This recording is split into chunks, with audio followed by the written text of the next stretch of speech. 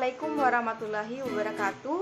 Perkenalkan kami dari kelompok 5 pada mata kuliah Kepemimpinan dan Berpikir Sistem Kesehatan. Kali ini kami akan membawakan materi dengan judul Kepemimpinan dan Kebijakan Kesehatan. Adapun anggota dari kelompok kami yaitu yang pertama saya sendiri, Winda Ardani Hanafi dengan NIM J1A119087. Kemudian ada Astuti dengan NIM 101, Nur Fadila dengan NIM 168, Safira Amelia Salsabila dengan NIM 189, Cindy Mardiani dengan NIM 240, Nurul Ainun Zahra dengan NIM 286.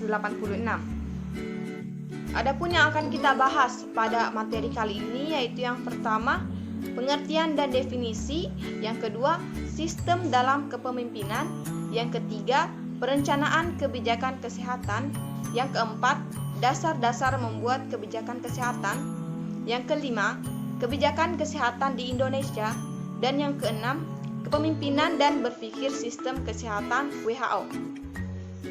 Bahasan yang pertama yaitu pengertian dan definisi. Pengertian dan definisi dari kepemimpinan.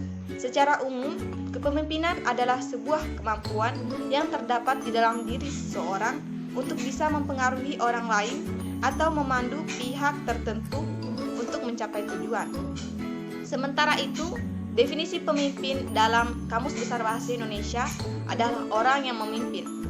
Jadi, seorang pemimpin wajib memiliki kemampuan untuk mempengaruhi atau memandu sekelompok orang atau pihak. Kemudian, pengertian dan definisi dari kebijakan. Kebijakan biasanya dituangkan dalam berbagai bentuk peraturan. Kebijakan publik erat hubungannya dengan administrasi pemerintahan. Dalam Kamus Besar Bahasa Indonesia, kebijakan adalah rangkaian konsep dan asas yang menjadi dasar rencana dalam pelaksanaan pekerjaan, kepemimpinan, serta cara bertindak tentang pemerintah, tentang perintah, organisasi, dan sebagainya. Baik, perkenalkan nama saya Nur Fadilah dengan NIM J1A119168. Di sini saya akan melanjutkan pemaparan materi dari teman kelompok saya. Saya akan menjelaskan mengenai sistem dalam kepemimpinan. Pertama, kita akan bahas mengenai apa itu sistem. Menurut Sudiro, sistem adalah sesuatu yang memelihara keadaannya dan fungsi sebagai suatu kesatuan melalui interaksi antar bagiannya. Sistem adalah suatu kumpulan objek-objek atau subsistem-subsistem yang terkait dalam suatu bentuk interaksi yang secara bersama-sama melakukan tindakan untuk menghasilkan suatu tujuan tertentu. Selanjutnya, prinsip-prinsip pendekatan sistem, yaitu 1. Suatu sistem lebih besar daripada jumlah komponen sistem tersebut. 2. Bagian dari sistem yang dipelajari harus diduga. 3. Meskipun tiap subsistem berdiri sendiri, subsistem ini melakukan bagian dari sistem yang lebih besar. 4. Adanya pengorbanan suatu tujuan jika ingin meningkatkan tujuan lain. Kelima, sistem yang kompleks harus dipecah ke dalam subsistem yang lebih kecil sehingga dapat dianalisa dan dimengerti sebelum digabungkan kembali. Yang keenam, komponen sistem saling berkaitan. Perubahan pada suatu elemen akan mempengaruhi seluruh komponen. Yang terakhir, semua sistem cenderung mencapai keseimbangan yang merupakan keseimbangan dari berbagai kekuatan dari luar sistem. Itu saja yang dapat saya sampaikan. Saya serahkan kepada teman kelompok saya untuk melanjutkan pemaparan materi. Wabarakatuh. Perkenalkan nama saya Astuti, NIM J1A19101. Saya adalah pemateri ketiga dengan judul Perencanaan Kebijakan Kesehatan. Perencanaan yang baik mempunyai beberapa ciri-ciri yang harus diperhatikan. Menurut Aswar tahun 1996, ciri-ciri tersebut adalah yang pertama, bagian dari sistem administrasi. Suatu perencanaan yang baik harus menempatkan pekerjaannya sebagai bagian dari sistem administrasi keseluruhan. Yang kedua, dilakukan secara terus-menerus dan berkesinambungan. Perencanaan yang baik adalah perencanaan yang dilakukan secara terus-menerus dan berkesinambungan. Perencanaan yang dilakukan hanya sekali bukanlah perencanaan yang baik. Yang ketiga, berorientasi pada masa depan. Suatu perencanaan yang baik adalah perencanaan yang berorientasi pada masa depan. Yang keempat, mampu menyelesaikan masalah. Suatu perencanaan yang baik adalah perencanaan yang mampu menyelesaikan masalah atau tantangan yang dihadapinya.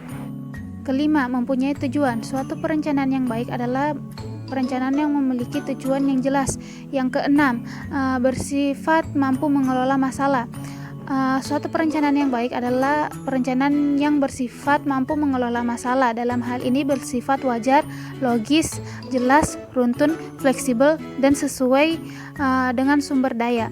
Itu saja pemaparan materi dari saya. Saya ucapkan terima kasih. Perkenalkan, nama saya Nurul Enun Sahra dengan NIM J1A119286. Baik, di sini saya akan melanjutkan materi yang sebelumnya dipaparkan oleh teman saya mengenai dasar-dasar membuat kebijakan kesehatan. 1. Dasar strategis dalam pembangunan kesehatan. Memahami dasar-dasar pembangunan kesehatan pada hakikatnya merupakan upaya mewujudkan nilai kebenaran dan aturan pokok sebagai landasan untuk berpikir dan bertindak dalam pembangunan kesehatan. Kedua, yaitu isu strategis pembangunan kesehatan. Banyak masalah kesehatan dapat dideteksi dan diatasi secara tingkat paling bawah. Jumlah dan mutu tenaga kesehatan belum memenuhi kebutuhan. Pemanfaatan pembiayaan kesehatan belum terfokus dan sinkron. Hasil sarana kesehatan bisa dijadikan pendapatan daerah. Masyarakat miskin belum sepenuhnya terjangkau dalam pelayanan kesehatan. Beban ganda penyakit dapat menimbulkan masalah lainnya secara fisik, mental, dan sosial.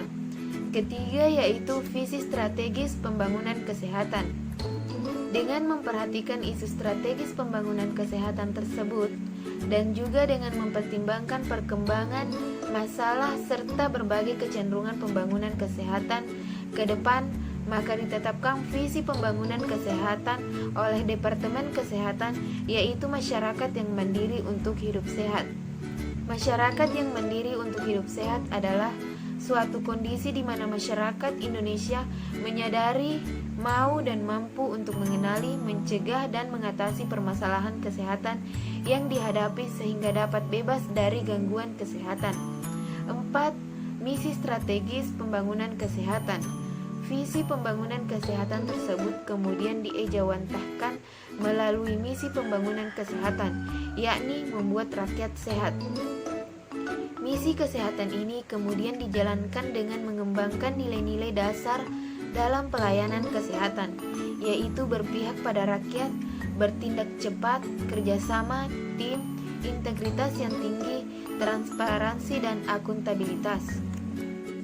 Baik, perkenalkan, nama saya Safira Amelia Salsabila Hermansyah dengan NIM J1A1191189. Selanjutnya, saya akan memaparkan materi mengenai kebijakan kesehatan di Indonesia.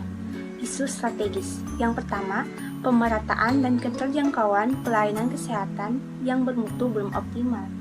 Yang kedua, sistem perencanaan dan penganggaran Departemen Kesehatan belum optimal. Yang ketiga, standar dan pedoman pelaksanaan pembangunan kesehatan masih kurang memadai. Dan yang keempat, dukungan Departemen Kesehatan untuk melaksanakan pembangunan kesehatan masih terbatas. Selanjutnya, strategi kesehatan di Indonesia. Yang pertama, mewujudkan komitmen pembangunan kesehatan. Yang kedua, meningkatkan pertanggungjawaban dan pertanggunggugatan. Yang ketiga, membina sistem kesehatan dan sistem hukum di bidang kesehatan. Yang keempat, mengembangkan ilmu pengetahuan dan teknologi kesehatan. Dan yang terakhir, melaksanakan jejaring pembangunan kesehatan. Sekian pemaparan materi dari saya. Terima kasih. Kenalkan, nama saya Cindy Mardiani dengan NIM J1A1192240. Saya akan melanjutkan materi, yaitu kepemimpinan berpikir sistem kesehatan WHO. Menurut WHO, sistem kesehatan merupakan kumpulan dari semua organisasi, orang, dan tindakan yang tujuan utamanya adalah untuk mempromosikan dan menjaga kesehatan. Adapun fungsi dari WHO adalah sebagai perangkat yang nyaman untuk menjelajahi sistem kesehatan dan memenuhi dampak dari intervensi atasnya. Dalam mengembangkan konsep dasar dari kinerja sistem kesehatan, perlu dibahas 8 topik, yaitu batasan sistem kesehatan, perbedaan tujuan intrinsik dan tujuan instrumental, pemetaan antara sistem sosial dan tujuan sosial, tujuan utama sistem kesehatan, tujuan instrumental sistem kesehatan, konsep kinerja dan efisiensi, penerapan konsep kinerja pada institusi, serta faktor kunci dalam mempengaruhi kinerja sistem kesehatan. Tujuan utama dari sistem kesehatan menurut WHO adalah pertama adalah kesehatan. Salah satu yang digunakan untuk mengukur kesehatan adalah dengan mengukur kualitas kehidupan atau quality of life. Salah satu cara yang digunakan oleh WHO adalah Disability Adjusted Life Year, yang mengukur beban penyakit yang dinyatakan dalam bentuk tahun kehidupan yang hilang karena kematian dan tahun kehidupan dengan cacat yang dikaitkan dengan derajat cacat yang diderita. Kedua, responsif atau ketanggapan. Respect of person atau menghormati seseorang menggunakan aspek dari interaksi individu dengan sistem kesehatan yang sering memiliki dimensi etis yang penting. Client orientation atau orientasi klien yang termasuk di dalamnya adalah beberapa dimensi dari kepuasan penggunaan sistem kesehatan. Ketiga, keadilan dalam kontribusi finansial bidang kesehatan yang nantinya juga akan berpengaruh terhadap pelindungan sosial. Hal ini dibuktikan dengan adanya kesenjangan antara pelayanan kesehatan yang didapatkan oleh masyarakat yang kaya dan masyarakat yang miskin. Adanya ketidakadilan dalam kontribusi nasional juga dapat dikarenakan adanya sistem pembayaran yang sering disebut fee for service. Kesimpulan, berdasarkan uraian makalah kami, dapat disimpulkan bahwa dalam perencanaan kesehatan, khususnya pada perencanaan kebijakan kesehatan, perlu dilakukan perumusan masalah kebijakan itu sendiri. Kemudian merencanakan kebijakan kesehatan dan menganalisis dasar-dasar dalam membuat kebijakan kesehatan demi terwujudnya perencanaan kesehatan masyarakat Indonesia yang maksimal. Ketentuan yang perlu diperhatikan dalam pelayanan kesehatan masyarakat yaitu penanggung jawab, standar pelayanan, hubungan kerja, pengorganisasian potensi masyarakat. Program-program pelayanan kesehatan masyarakat meliputi puskesmas, keluarga berencana, kesejahteraan ibu dan anak, usaha kesehatan sekolah, kesehatan gigi dan mulut, kesehatan jiwa, laboratorium sederhana, pembangunan kesehatan masyarakat desa atau PKMD, program pencegah dan pemberantas penyakit menular, serta pencegah dan pemberantas penyakit tidak menular. Itulah materi dari kelompok kami. Lebih dan kurangnya mohon dimaafkan. Akhir kata, Assalamualaikum warahmatullahi wabarakatuh.